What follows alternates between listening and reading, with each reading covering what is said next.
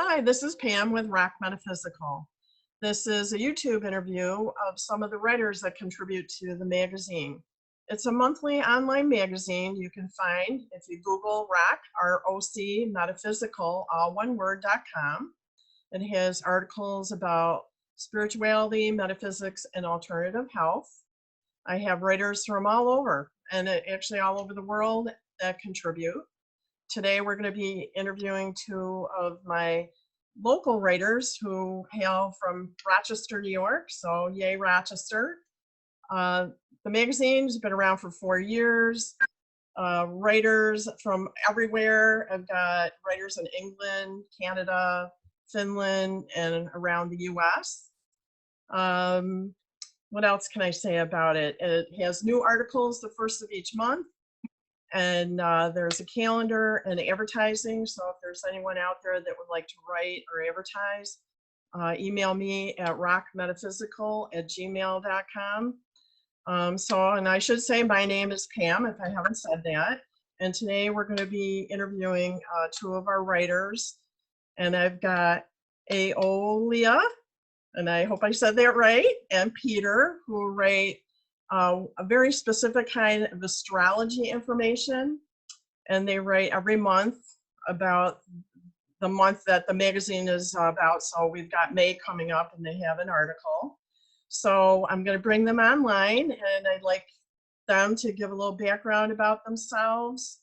I know Peter's written a book and some information about how they can contact you if they'd like to get some further information. So Zoom is going to put me in the background, and I'm going to have you two come forward, so go ahead. Hi, Pam. Hi, everyone. Hello, everyone. Thanks so much for giving us a few minutes to talk about something that we're so passionate about. We've been writing our monthly articles for ROC Metaphysical for the past year. About a year, yeah. And we are not writing a sun sign column. We're taking a more mundane view. There's many branches of astrology, and mundane isn't boring. It has to do with world events, and we personalize it whenever possible around people's a particular aspect and a person's birthday. Hard to do personal charts without the actual information. Yeah. Another thing that we include in our articles, I think every month, is something about where and when we can actually see some of the planets that we're talking about. For example, currently we can see on a clear evening Venus in the western sky after the sun goes down. So we tell people where and when to look for the planets that we're actually writing about. But seeing Venus is limited. It's been all summer, but it's only going to be for the next week or two. So if you're seeing this in the first half of May 2020, go outside and look in the western sky. The brightest object after sunset close to the western horizon will be Venus. And this is how astrology, over the 5,000 years of study, this is how it started. Our ancestors followed the stars and the movement of the planets by being outside. And there is a large wave of renaissance in the astrological community right now about connecting with the night sky. So a little background on us. We have each individually been studying astrology for almost 40 years each. We've been writing together for about the last year and a half, and we are open to personal chart consults, as well as teaching in class and individual mentoring anyone who wants to learn astrology. Also, I would say that I started studying astrology when I was about 25 years old, and like most people that age, I was really confused and didn't know what my own capabilities were, hadn't really been mentored by anyone.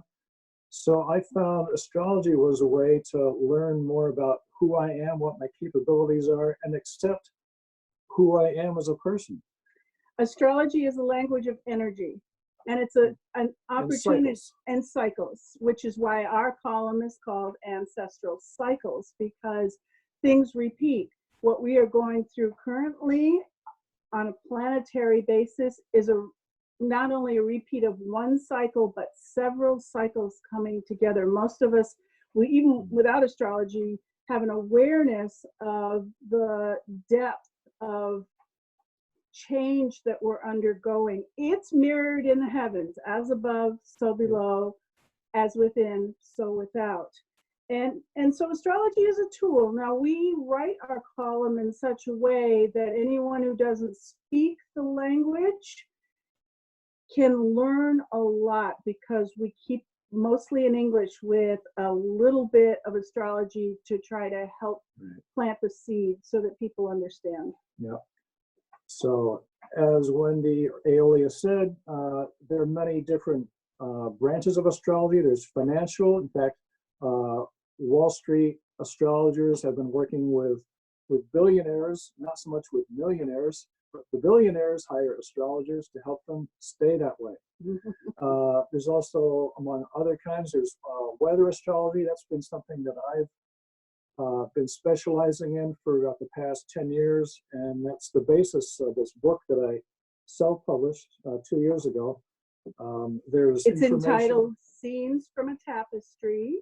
There's more information about that book on my website, which the address of which is on at the end of each of our articles, as well as our email addresses to contact us for individual sessions. So we'd be happy to work with people on an individual level. Any questions either about our articles or about your own personal chart, and what has contributed to where you are in your life right now, and what general patterns lay ahead? You know, I've had a lot of people object, or friends, when I'll say, do you want to look at your chart? And they'll go, oh, I don't want to know. I don't want to know, because they think that it is just all fated. And there was a time in our rich history of astrology where everything was seen as fated, F-A-T-E-D. But now we think of it more as a balance between fate and free will. If you're a card player, you know when you're dealt a particular hand, it's how you play that hand, and that's representative of free will in astrology. Right. So we welcome your inquiries on any level. Every month, look for ancestral cycles, and we'll see in the stars, I guess. And my personal blog comes out every other week on Wednesday, which is Mercury's day. Every day of the week has a planet. So what is one little tidbit you could tell us about May that's in the article that'll make them want to go check it out?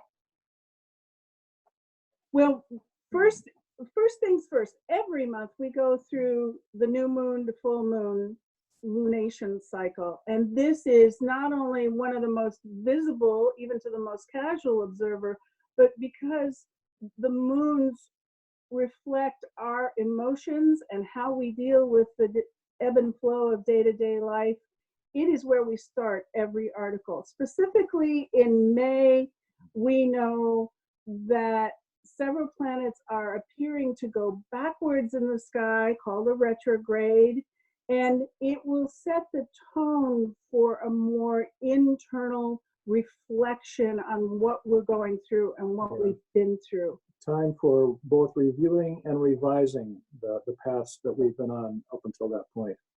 And all planets go retrograde except for the sun and moon, which are technically luminaries, but that's another story. I would add that the full moon of May every year is the anniversary of the Buddha's enlightenment.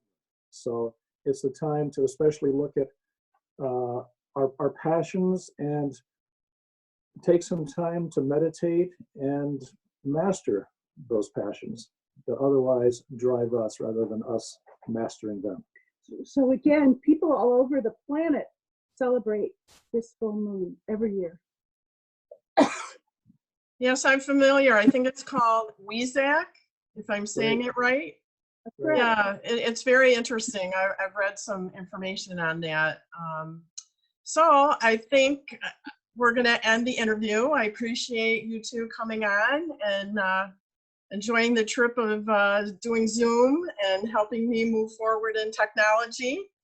And so again, I just tell all of our watchers to go to the magazine and read your article and the other articles from my contributors. Also, you can read older editions on Issue, which is issuu.com.